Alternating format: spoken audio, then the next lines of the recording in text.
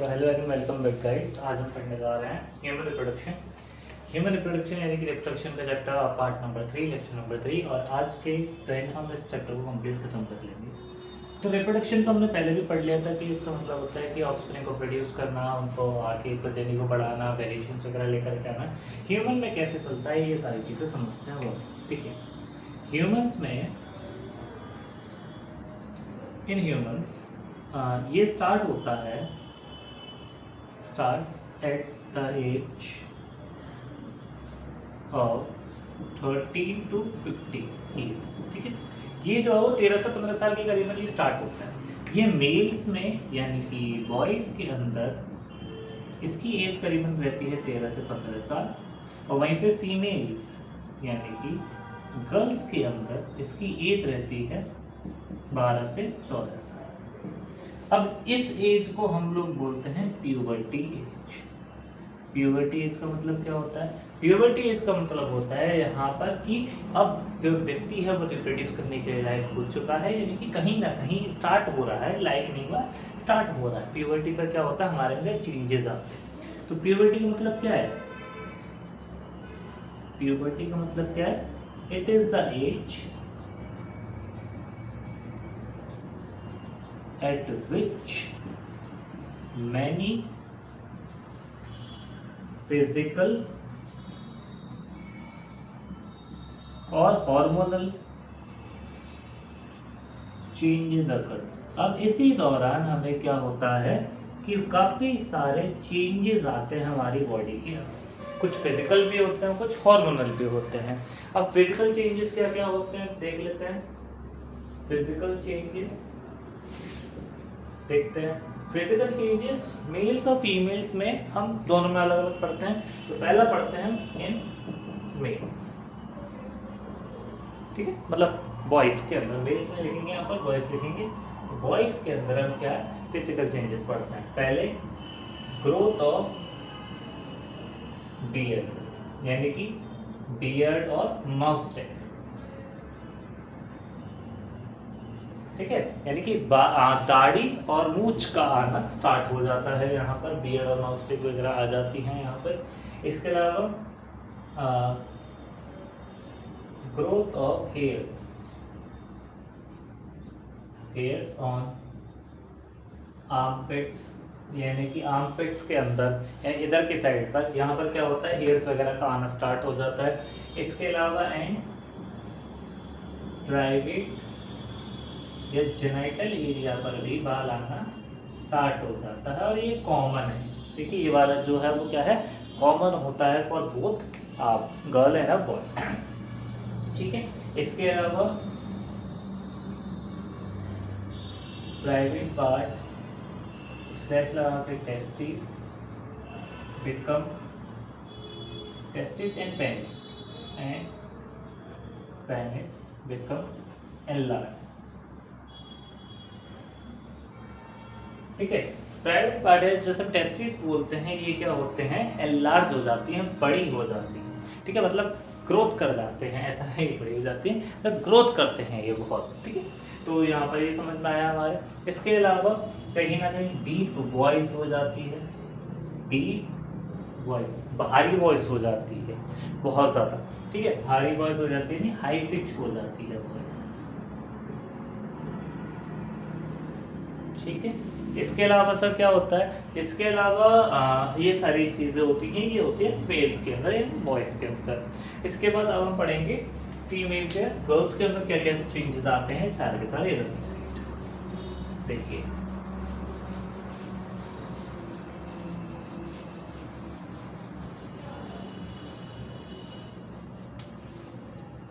Second in females या girls, तो सबसे पहले क्या होता है, growth of memory gland,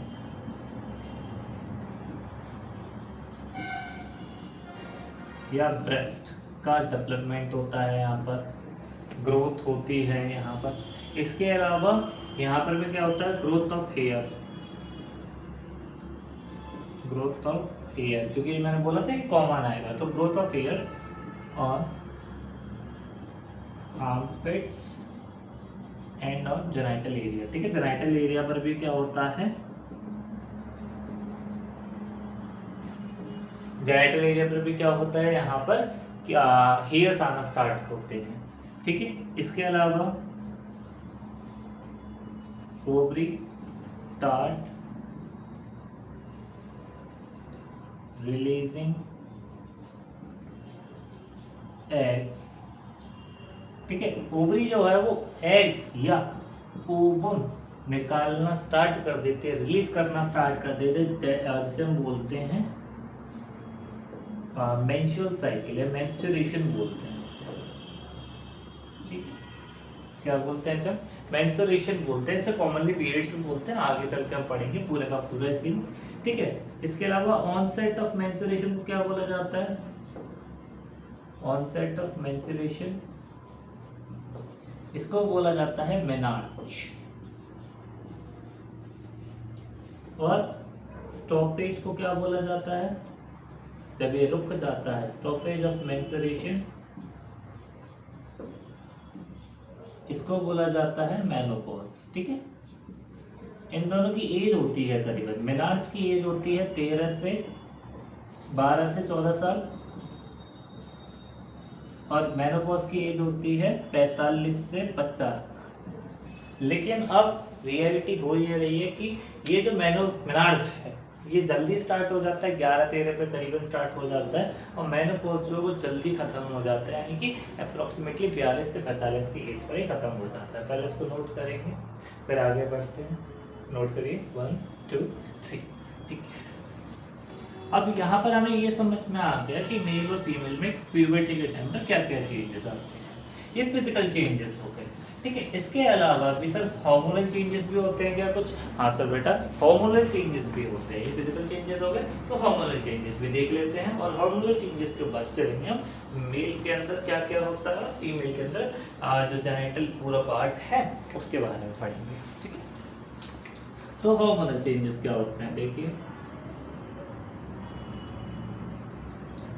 hormonal changes, hormonal changes में क्या होता है, सबसे पहला मेल्स के अंदर बात करते हैं। मेल्स के अंदर टेस्टिस जो है, टेस्टिस स्टार्ट्स प्रोड्यूसिंग टेस्टोस्टेरोन। जो मेल्स में टेस्टिस हैं वो टेस्टोस्टेरोन निकालना स्टार्ट कर देते हैं, और टेस्टोस्टेरोन को हम मेल सेक्स हार्मोन के नाम से जानते हैं। और यही मेल सेक्स हार्मोन क्या करता है, सभी बता दें, ये क्या करता है बेटा, फिजिकल चेंजेस लेकर के आता है पूरी बॉडी में। ठीक है, मेल्स के अंदर जितने भी चेंजेस होते हैं वो सबका सब कौन करवा रहा है, मेल सेक्स हार्मोन ही टेस्टोस्टेरोन करवा रहा है। निकलता कहाँ से है, ये निकलता है टेस्टिस। ठीक है, जितने भी हमारे वॉइस भारी होती है, हेयर्स आते हैं, और इवन ये सारी चीज़ें जो होती हैं वो सब की सब किसकी वजह से हैं, मेल्स का मेल में टेस्टोस्टेरोन की वजह से। फीमेल्स के अंदर किसकी वजह से होती हैं, फीमेल्स के अंदर एस्ट्रोजन, दो हार्मोन होते हैं, पहला तो होता है एस्ट्रोजन और दूसरा होता है प्रोजेस्टेरॉन। ठीक है, पहला होता है एस्ट्रोजन और दूसरा होता है प्रोजेस्टेरॉन। ये दोनों के दोनों कहाँ से निकलते हैं, estrogen progesterone starts releasing from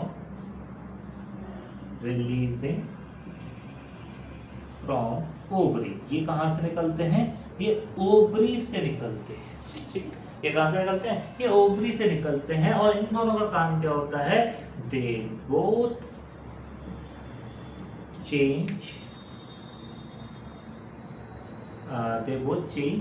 the female body posture. ये फीमेल बॉडी पोस्चर को चेंज करते हैं, मतलब जितनी भी आवाज़ पतली होना, ठीक है, आवाज़ पतली होना, ब्रेस्ट वगैरह का डेवलपमेंट होना, और इसके अलावा जितनी भी चीज़ें होती हैं ये सारे के सारे एस्ट्रोजन और प्रोजेस्टेरॉन ही लेकर के आते हैं, फीमेल सेटिंग हार्मोन्स यानी कि फीमेल सेक्स हार्मोन्स ही लेकर के आते हैं। इसको नोट करेंगे, करिए नोट 1 2 3।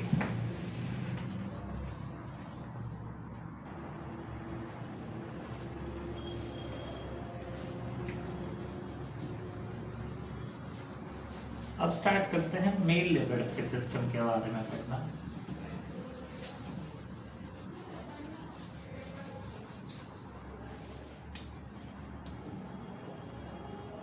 मेल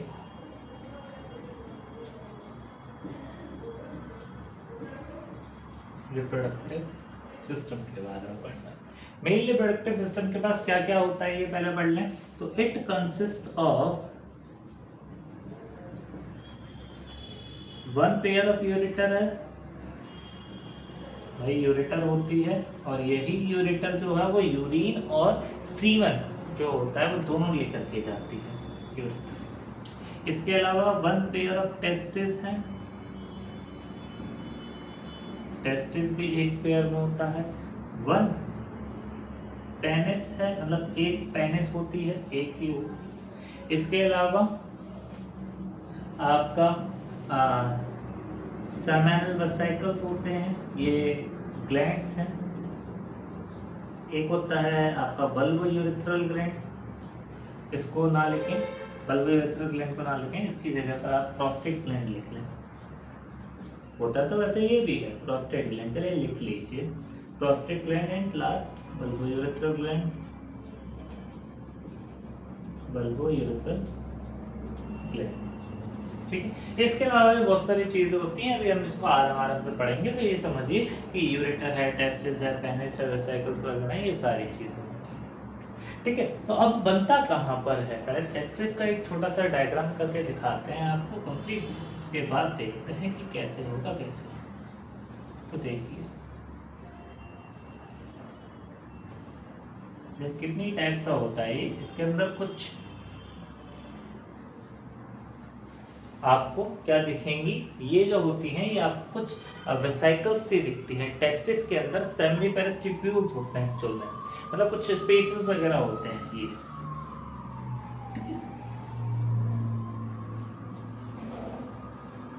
तो अब ये क्या है, ये टेस्टिस है। अब ये टेस्टिस के अंदर होती हैं सेमिनिफेरस ट्यूब्यूल्स, सेमिनिफेरस ट्यूब्यूल्स, और इन्हीं सेमिनिफेरस ट्यूब्यूल्स के अंदर फॉर्मेशन ऑफ स्पर्म होता है, फॉर्मेशन ऑफ स्पर्म। इनके अंदर स्पर्म बनता है, बनने के बाद फिर आगे कहाँ जाता है, कैसे जाता है, ये सारी की सारी चीजें हम अब आगे पढ़ेंगे। तो पहले ये समझ में आया कि स्पर्म बन कहाँ रहा है, बन रहा है टेस्टिस के अंदर, वो भी सेमिनिफेरस ट्यूब्यूल्स। अब एक चीज और बताता हूँ, टेस्टिस की खास चीज है। टेस्टिस जो होता है it is present outside the abdominal cavity.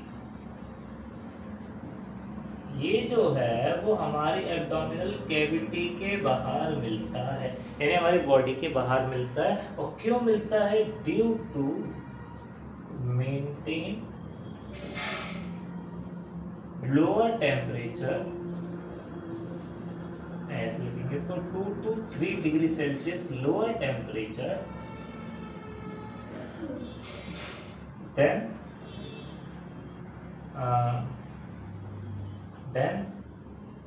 Body. हमारी बॉडी से 2 से 3 डिग्री सेल्सियस टेम्परेचर जो होता है वो क्या होता है, कम रखने के लिए क्या होता है, ये हमारे बॉडी के बाहर होता है, एब्डोमिनल कैविटी के बाहर होता है। और ये बॉडी से कम क्यों रख रहे हैं, 2 से 3 डिग्री सेल्सियस टेम्परेचर कम क्यों रख रहे हैं, ड्यू टू द फॉर्मेशन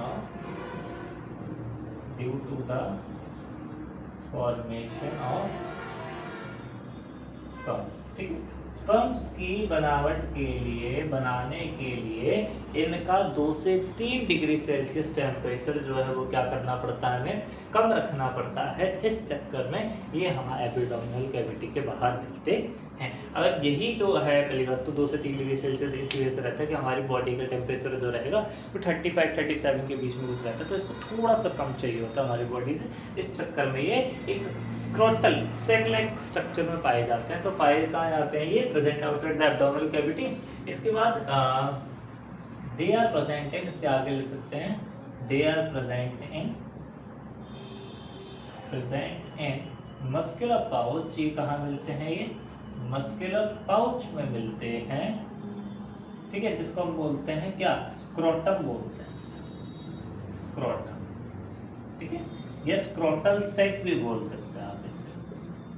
तो स्क्रोटल सैक या स्क्रोटम में ये पाए जाते हैं, क्योंकि कहाँ होता है, आउटसाइड एब्डोमिनल कैविटी होता है। क्यों होता है, 2 से 3 डिग्री सेल्सियस टेम्परेचर। और ये भी क्यों होता है, क्योंकि फॉर्मेशन ऑफ स्पर्म करवाना होता है, हमें स्पर्म्स बनवाने होते हैं, इस चक्कर में ये सारी प्रोसेस होती है।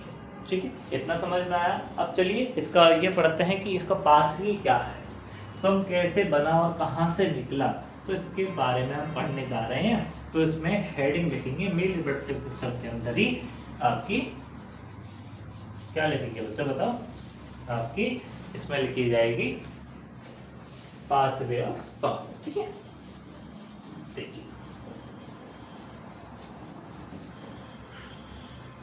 अब देखिए इसमें नई हेडिंग आएगी, एक स्मॉल हेडिंग बना रहा हूं मैं इसी के अंदर, पाथवे ऑफ स्पर्म। ठीक है, पाथवे ऑफ स्पर्म्स में आपको मैं सीधा सीधा एक ही लाइन में बताता जा रहा हूं, आप उसको याद कर लें, इजी रहेगा आपके लिए याद करना भी और समझना। SRVE, ठीक है, इसके बाद VSE।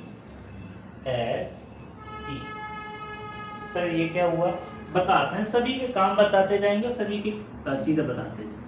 एस का मतलब है यहाँ पर सेमिनिफेरस ट्यूब्यूल्स, सेमिनिफेरस ट्यूब्यूल्स। इस सेमिनिफेरस ट्यूब्यूल में मैंने बताया था आपको कि स्पर्म का फॉर्मेशन होता है, तो क्या लिखा जाएगा, फॉर्मेशन ऑफ स्पर्म्स लिखा जाएगा। यहाँ पर स्पर्म का फॉर्मेशन होगा, किसके अंदर होता है बताइए, सेमिनिफेरस ट्यूब्यूल यानी टेस्टिस के अंदर होता है।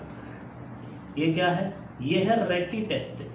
ठीक है, ये टेस्टिस नहीं होते, ये एक कंडक्टिंग पाथवे है जो कि क्या कर रहा है, इसको आगे लेकर के जा रहा है। ये क्या है, ये है वेजा इफ्रेंशिया। सर ये क्या करता है, ये भी एक तरह से अभी आपको क्या समझना है, कंडक्शन का काम कर रहा है, conducting of sperm, conduction of sperm जैसे लिखेंगे से, यहाँ पर क्या कर रहा है, स्पर्म का कंडक्शन करवा रहा है। अच्छा सर इसका कंडक्शन ही काम है और किसी को कुछ काम भी हो, तो इसका काम होता है, इसका नाम क्या है, इसका नाम है एपिडिडाइमिस। देखिए इसका काम होता है, इसका काम क्या होता है सर, इसका वर्क है, इसका फंक्शन है इस टू डेवलप या मैच्योर, इसको लिखेंगे मैच्योर द स्पर्म। ये जो है स्पर्म को क्या करता है, मैच्योर करता है, बड़ा बनाता है, इसको फूड प्रोवाइड कराता है, नरिशमेंट प्रोवाइड कराता है, इसका काम होता है एपिडिडाइमिस का काम होता है। सर ये क्या है, ये होता है बेटा वेस डिफरेंस। ठीक है, इसका काम क्या है, इसका नाम है वेस डिफरेंस, और इसका काम क्या है सर, इसका भी काम कंडक्शन का है। क्या है, कंडक्शन ऑफ स्पर्म। ठीक है, स्पर्म का कंडक्शन कराना ही इसका असली काम होता है, इसका तरीका होता है। सर ये क्या है, सर ये होती है सेमाइनल वेसिकल। सेमाइनल वेसिकल क्या होती है सर, सेमाइनल वेसिकल हमने बताया था, सेमाइनल वेसिकल और 2 और ग्लैंड्स होती हैं जो कि क्या करती हैं, इसको भी मैच्योर करने में, नरिशमेंट प्रोवाइड करने में हेल्प करती हैं। तो तीनों ग्लैंड्स का मैं यहाँ पे नाम लिख देता हूँ, सेमाइनल वेसिकल कॉमा लगा के, बल्बो यूरेथ्रल, यहीं पे आएंगी सारी। ठीक है, बल्बो यूरेथ्रल ग्लैंड, इसके अलावा आपकी लास्ट आएगी प्रोस्टेट ग्लैंड, प्रोस्टेट ग्लैंड। इन तीनों का काम क्या है, इन तीनों का काम है ये वाला। ठीक है, ये क्या करेंगे, डेवलप करेंगे, मैच्योर करेंगे, इसके अलावा प्रोवाइड न्यूट्रिशन, प्रोवाइड न्यूट्रिशन भी प्रोवाइड करते हैं। और इसके अलावा इन तीनों का ही काम एक और बता देता हूं, प्रोड्यूस ल्यूब्रिकेंट। ठीक है, ये ल्यूब्रिकेंट एक तरह से प्रोड्यूस करते हैं, यानी ल्यूब्रिकेशन के लिए, उसको फ्लो कराने के लिए सीमन बनाते हैं। सर ये सीमन क्या होता है, इन तीनों का सिक्रीशन और स्पर्म को जब मिला देते हैं तो स्पर्म प्लस इन तीनों का सिक्रीशन, इन तीनों का सिक्रीशन ऐसे लिख देते हैं, इन तीनों का सिक्रीशन ऑफ ये 3। ठीक है, तो ये क्या बनते हैं, ये दोनों मिलके बनाते हैं सीमन बनाते हैं। क्या बनाते हैं, सीमन बनाते हैं। और यही तीनों के प्रेजेंस होने की वजह से कहीं ना कहीं स्पर्म जो है वो तैर करके चला जाता है फीमेल रिप्रोडक्टिव पार्ट के अंदर, और जिससे कि फर्टिलाइजेशन आगे पॉसिबल हो पाता है। सर ये क्या है, इसको बोलते हैं हम लास्ट में इजैक्यूलेटरी डक्ट। इसे हम क्या बोलते हैं, इजैक्यूलेटरी डक्ट बोलते हैं। और इजैक्यूलेटरी डक्ट का मतलब क्या होता है, इजैक्यूलेटरी डक्ट का फंक्शन होता है टू रिलीज, याद रखिए, टू रिलीज और इजैक्यूलेट द स्पर्म्स को इजैक्यूलेट करना या रिलीज करना, रिलीज स्पर्म्स एंड यूरिन, ठीक है। इसका ही काम क्या है, यूरिन को भी बाहर निकालना इसका ही काम है। यानी कि क्या करता है, ये इजैक्यूलेटरी डक्ट जो है वो स्पर्म को भी बाहर निकालती है और यूरिन को भी बाहर निकालती है, ठीक। इतना हुआ, यहाँ पर ये पूरा समझ में आया, नहीं समझ में आया दोबारा से समझ लेते हैं, कोई दिक्कत नहीं है। देखिए एस का मतलब क्या है, सेमिनिफेरस ट्यूब्यूल, जो कि क्या होता है, इसका मतलब होता है स्पर्म का फॉर्मेशन, ठीक है। रेडी टेस्टिस, उसके बाद वेसिफेरस, आर और बी का मतलब, ये दोनों क्या करा रहे हैं, स्पर्म का कंडक्शन करा रहे हैं। इसके बाद आता है एपिडिडाइमस, एपिडिडाइमस क्या करा रहा है, मैच्योर करा रहा है, डेवलप करा रहा है स्पर्म को। वी से वेस्ट डिफरेंस, जो कि कंडक्शन करा रहा है स्पर्म का। एस से सेमिनल वेसिकल, बल्बोइरेथ्रल ग्लैंड और प्रोस्टेट ग्लैंड, ये तीनों के तीनों लिब्रिकेशन में प्रोवाइड करते हैं, लिब्रिकेशन प्रोवाइड कराते हैं। और इन तीनों का सिक्रीशन और स्पर्म को मिला करके सीमेन बोला जाता है। और ई फॉर इजैक्यूलेटरी डक्ट होता है, जो कि क्या करता है, इजैक्यूलेट करता है स्पर्म्स को, और यूरिन वगैरह को क्या करता है, रिलीज करता है। दोनों के अलग अलग काम है, अलग अलग नाम होंगे, ठीक है। यूरिन को रिलीज किया जाता है और स्पर्म को इजैक्यूलेट किया जाता है, निकाला जाता है, ठीक है। इतना आया, कंफर्म हुआ, सीमेन समझ में आ गया क्या होता है, ये पूरा समझ में आ गया हमें क्या होता है। इसको नोट करेंगे, नोट करिए, 1 2 3, ठीक है। अब चलते हैं आगे, आप इसको पॉज करके कंप्लीट कर सकते हैं। अब फीमेल रिप्रोडक्टिव सिस्टम पे चलते हैं।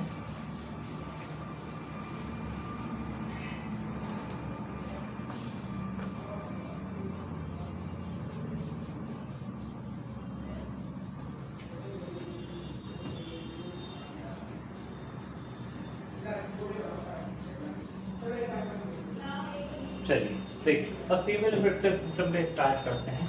ह्यूमन रिप्रोडक्शन में आप आएगा फीमेल रिप्रोडक्टिव सिस्टम, ठीक है। ह्यूमन रिप्रोडक्शन को हम 2 पार्ट्स में कंप्लीट करेंगे। आज के लिए आज हम ट्राई पढ़ेंगे फीमेल रिप्रोडक्टिव सिस्टम पूरा, इसके बाद फिर मेंस्ट्रुअल साइकिल जो होगी, जितना भी फर्टिलाइजेशन डेवलपमेंट वगैरह का सारा काम है, इसको हम कल वाले लेक्चर में, अगले वाले लेक्चर में पढ़ेंगे। आज के लिए सिर्फ फीमेल रिप्रोडक्टिव सिस्टम हम पढ़ते हैं। तो फीमेल रिप्रोडक्टिव सिस्टम में होता है, इट कंसिस्ट ऑफ, इसके अंदर होता है 1 पेयर ऑफ ओवरीज, ओवरीज का एक पेयर, इसके अलावा 1 यूट्रस, एक यूट्रस होती है, एक वजाइना होती है, ठीक है। इसके अलावा और क्या होता है सर, इसके अलावा इनके पास 1 पेयर ऑफ फैलोपियन ट्यूब होती है, 1 पेयर ऑफ फैलोपियन ट्यूब भी होती है। इस फैलोपियन ट्यूब का नाम एक और होता है जिसको हम बोलते हैं ओविडक्ट बोलते हैं। इसके अलावा बहुत सारी चीज़ें होती हैं, बहुत यही चीज़ें होती हैं। और हमें क्या पढ़ना है, इसमें पढ़ना है, इस पर डायग्राम बना के देखेंगे, क्योंकि डायग्राम इसका जो है थोड़ा सा आ जाता है, तो इसमें हम डायग्राम से देखेंगे।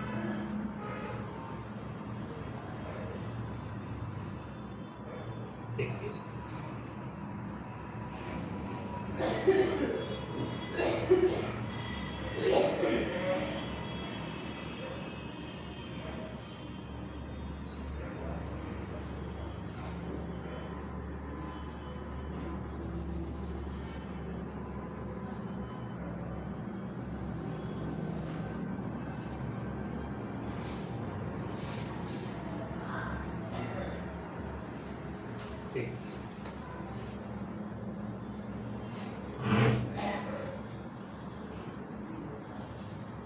इसको और ढंग से बना देते हैं।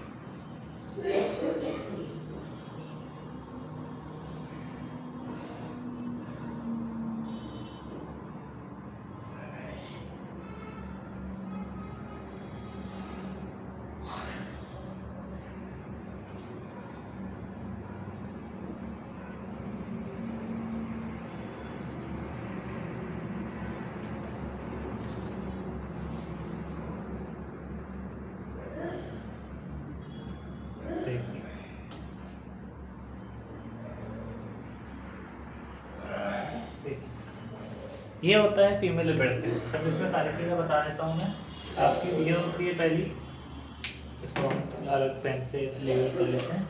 ये होती है आपकी फैलोपियन ट्यूब, ये आपकी ओवरी।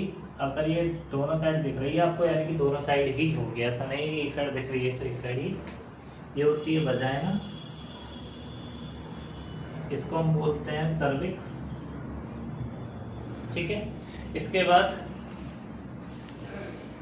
ये वाली, अब इसकी 3 लेयर होती हैं, तीनों लेयर पढ़ लेते हैं। पहली होती है पेरीमेट्रियम, या इसको मेट्रियम, इसको हम एपीमेट्रियम के नाम से भी जानते हैं। सेकंड होती है मायोमेट्रियम, जो कि बीच वाली लेयर होती है, और इनरमोस्ट लेयर होती है एंडोमेट्रियम, ठीक है।